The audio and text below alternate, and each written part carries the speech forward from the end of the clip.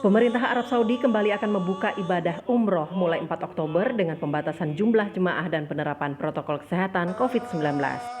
Pembatasan dilakukan dengan memperhatikan jumlah jemaah di Masjidil Haram ataupun Masjid Nabawi. Sejumlah syarat mendasari dimulainya kembali penyelenggaraan ibadah umroh dalam dan luar negeri. Salah satu yang jadi perhatian pemerintah Arab Saudi yakni soal negara asal jemaah umroh yang memiliki kriteria bebas risiko COVID-19. Kementerian Agama RI melalui akun Twitternya memberi penjelasan soal ibadah umroh kembali dibuka dengan pernyataan berikut. Kerajaan Saudi secara bertahap akan kembali buka penyelenggaraan ibadah umroh. Kemenak terus melakukan persiapan sembari menunggu rilis daftar negara yang diizinkan Saudi berangkatkan jemaah.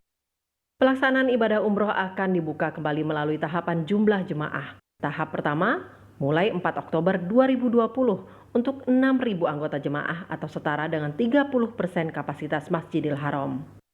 Tahap kedua, 18 Oktober dibuka untuk 15.000 anggota jemaah.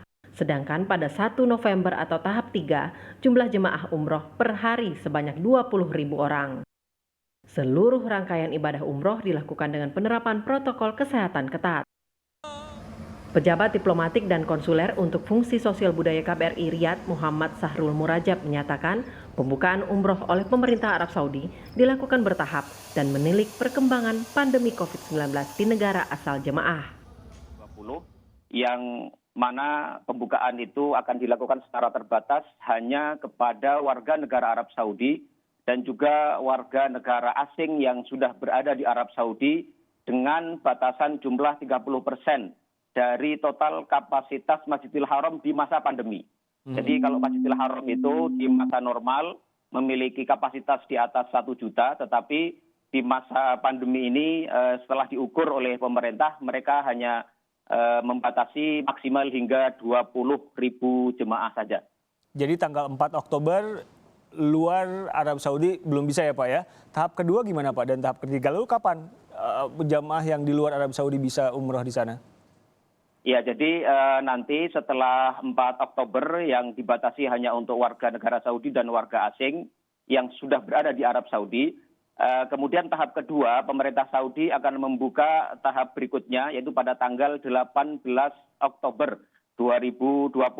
Nah, pada tanggal 18 Oktober ini mereka akan membuka dengan kapasitas hanya sekitar 75% dari total kapasitas Masjidil Haram di masa pandemi, yaitu sekitar 15.000 jemaah umroh saja dan maksimal 40.000 jemaah sholat 5 waktu pada setiap harinya. Untuk warga di luar Arab Saudi itu bisa umroh kapan? Ada kepastiannya Pak? Ya, kemudian dari 2 tahap itu mereka akan mengembangkannya menjadi tahap berikutnya yaitu tahap ketiga pada tanggal 1 November 2020. Pada tahap ini jemaah haji dari luar Saudi sudah dibolehkan untuk menjalankan ibadah umroh. Akan tetapi pada masa ini, pada mulai tanggal 1 November ini, jemaah umroh dan juga jemaah sholat 5 waktu di Masjidil Haram dan Masjid Nabawi masih dibatasi, yaitu maksimal adalah 100% dari jumlah maksimal jemaah di masa pandemi, yaitu sekitar 20.000 jemaah umroh dan juga 60.000 jemaah sholat pada setiap harinya. Jadi pihak pemerintah Arab Saudi juga tidak memberikan pembukaan izin umrah ini kepada seluruh negara. Mereka masih memberikan catatan dalam pengumuman itu, dalam keputusan itu, bahwa negara-negara tertentu yang dianggap perkembangan COVID di negara tersebut masih belum membaik, mereka bisa saja memberikan pembatasan lebih lanjut. Sekitar 34.000 jemaah asal Indonesia tertunda moratorium umroh akibat pandemi global COVID-19. Jika tahapan pembukaan umroh oleh pemerintah Arab Saudi terlaksana sesuai rencana dan Indonesia diberikan izin, jemaah yang tertunda keberangkatannya perlu mendapat prioritas, tentu dengan penerapan protokol kesehatan yang ketat. Tim Liputan Kompas TV.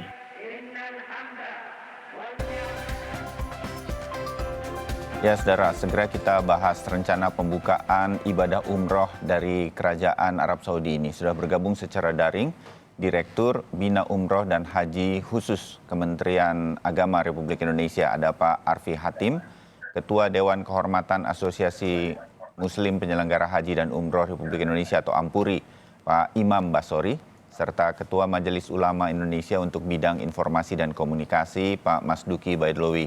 Assalamualaikum warahmatullahi wabarakatuh, Bapak-Bapak. Waalaikumsalam warahmatullahi wabarakatuh. Ya, terima kasih. Kita informasinya supaya makin jelas saja buat masyarakat Indonesia, terutama kaum Muslim di Indonesia ya. Pak Arfi, dengan situasi seperti ini, artinya di Indonesia kan kita sedang meningkat begini. Apa yang akan dilakukan oleh pemerintah Indonesia? Saya berharap pada 1 November ketika Arab Saudi membuka pintu ibadah umroh walaupun sangat terbatas itu, Indonesia bisa dipilih begitu. Bagaimana Pak Arfi? Ya, baik. Terima kasih Mas Bayu, Pak Kiai Haji Masduki dan Pak Imam, para pemirsa yang berbahagia. Ya, Jadi tentu semuanya kewenangan ada di pemerintah Arab Saudi. betul. Selaku negara yang memiliki otoritas untuk memberikan pelayanan kepada muhtamirin atau jemaah umroh dari seluruh negara. Tetapi dalam konteks ini tentu kita juga berharap bahwa Indonesia diberi izin atau termasuk salah satu negara yang diberikan kesempatan izin dan bahkan diprioritaskan untuk memberangkatkan jemaah umroh. Tetapi di samping itu perlu kita mempersiapkan beberapa hal, baik kesiapan, terutama kesiapan dalam negeri sendiri, terutama bagi jemaah umroh, kemudian para penyelenggara juga harus siap. Dalam konteks itu kemudian saat ini kita dalam tahap fokus bersama-sama dengan Pusat Kesehatan Haji Kementerian Kesehatan, penanganan COVID-19 untuk menyusun pedoman pencegahan dan pengendalian COVID-19 bagi jemaah umroh. Ya. Ini tentu ada beberapa titik krusial, ada beberapa mitigasi dalam hal ini. Disinilah bentuk kehadiran negara. Kita berharap masyarakat kita itu berangkat dalam kondisi sehat dan pulang pun dalam kondisi sehat. Demikian Mas Bayu. Ya, di media sosial Kementerian Agama kemarin kita pantau sudah mengatakan bahwa ya memang pemerintah Arab Saudi sudah membuka dan kami Kementerian Agama begitu maksudnya sedang melakukan persiapan-persiapan. Konkretnya apa yang sedang disiapkan ini, Pak Arfi? Ya, seperti yang saya sampaikan tadi bahwa tentu yang paling penting adalah kesehatan jemaah itu sendiri. Ya. Dalam kondisi normal saja kita berharap jemaah kita berangkat dan kembali dalam situasi atau sehat gitu. Ya. Apalagi ini dalam kondisi pandemi COVID-19. Tentu perlu ketelitian, kecermatan dan memperhitungkan resiko yang terjelek. Kita tidak ingin agar ada klaster baru misalnya dari umroh ini. Sehingga yang terpenting saat ini kami sedang menyusun beberapa protokol, terutama adalah protokol untuk pencegahan dan pengendalian bagi jemaah umroh. Bekerja sama dengan siapa ini Pak Arfi nanti untuk menyusun protokol COVID terutama ya?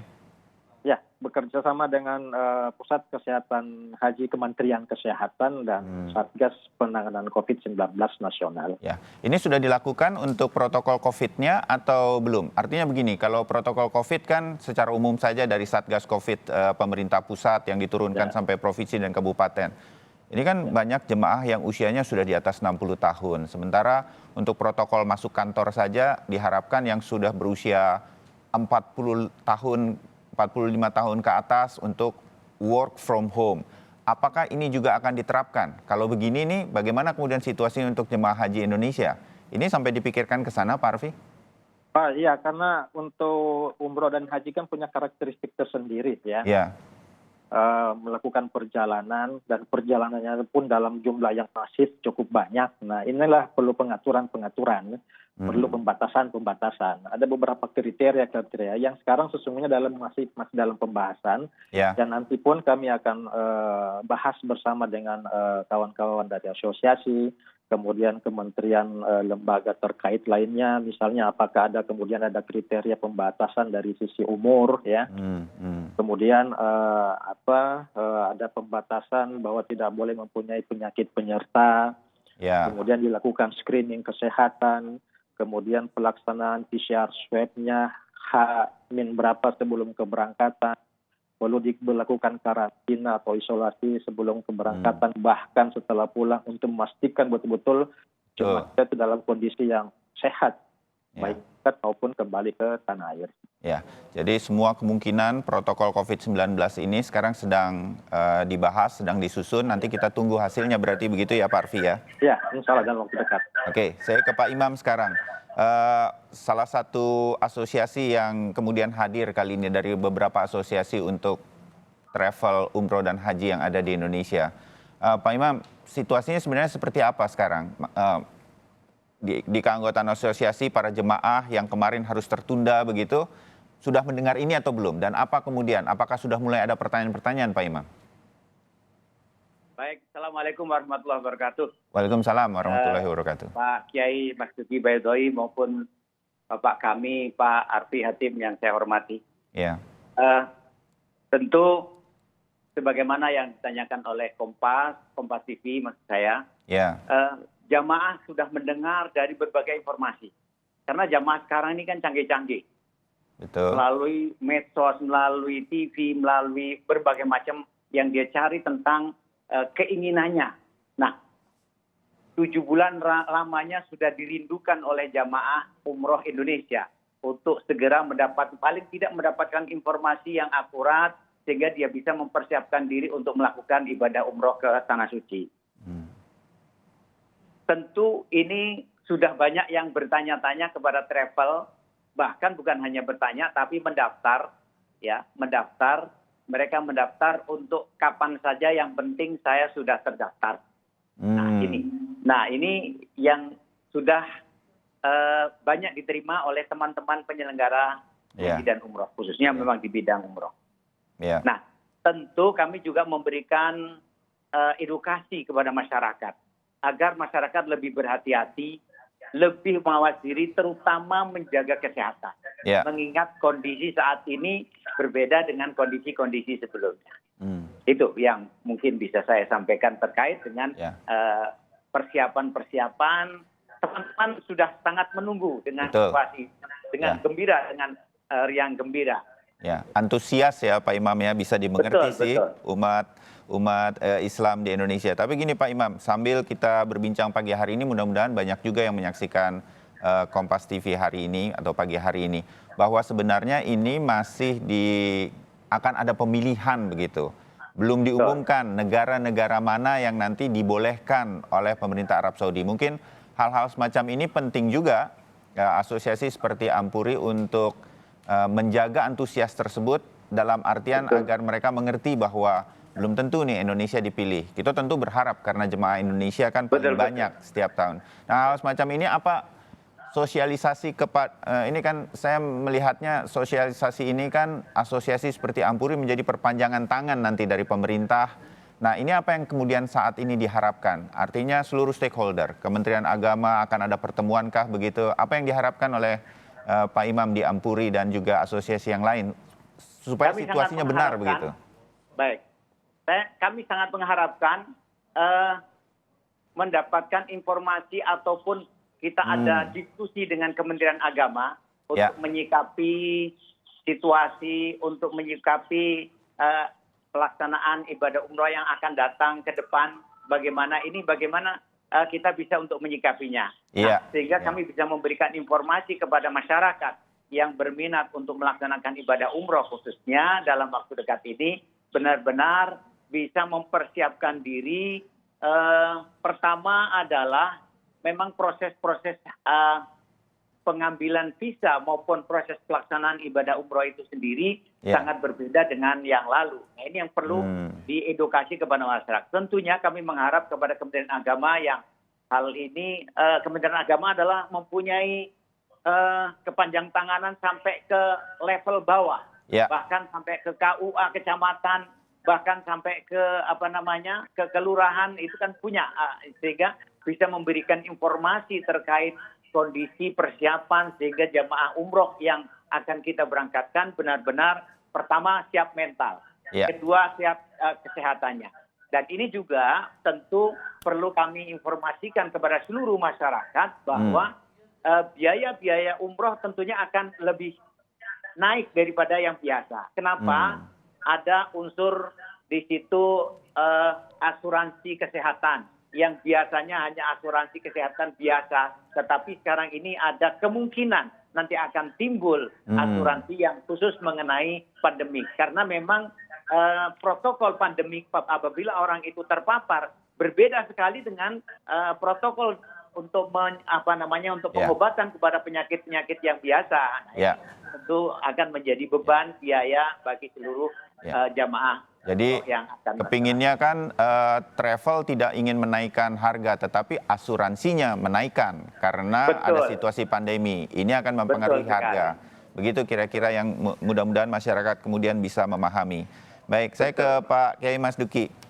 Pak Yai, situasinya kan memang akan antusias begitu, tapi coba kita bayangkan 1 November nanti kalau sudah dibuka untuk jemaah dari luar Arab Saudi saja cuma 20.000 kapasitasnya.